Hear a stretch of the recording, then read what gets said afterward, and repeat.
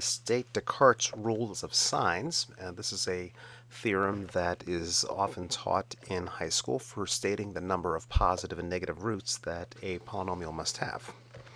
The rule goes as follows.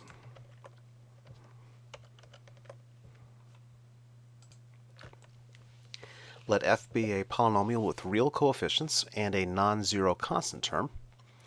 Then the number of positive roots is equal to the number of variations in sign in f of x minus an even integer, possibly 0. And the number of negative roots is equal to the number of variations in sign in f of negative x minus an even integer, possibly 0.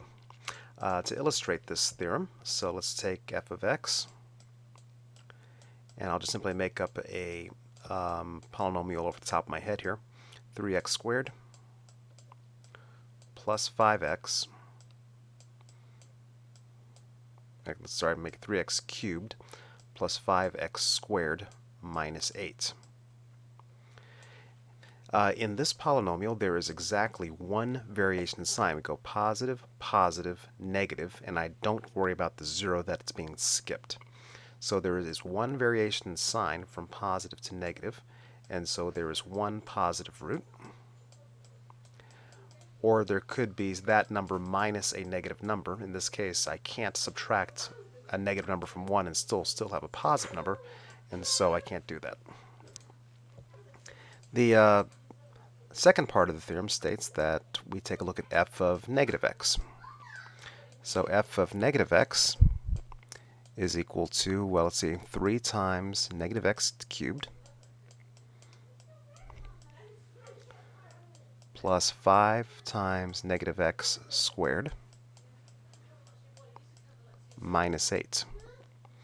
And if we simplify the minus signs, that gives minus 3x cubed plus 5x squared minus 8. Now, for this one, there are two variations in sign. It goes from negative to positive, and then from positive to negative. So because there are two variations in sign, it could be that there's two negative roots, or it could be 2 minus an even integer, so 2 minus 2 would be 0, so 2 or 0 negative roots.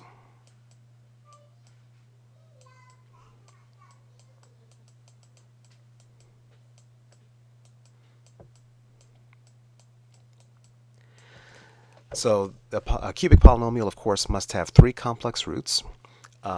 We're guaranteed one positive root, and we could have 2 negative roots or 2 non-real but complex roots. But we must have 3 complex roots, of which one must be positive, and either 2 or 0 are real and negative.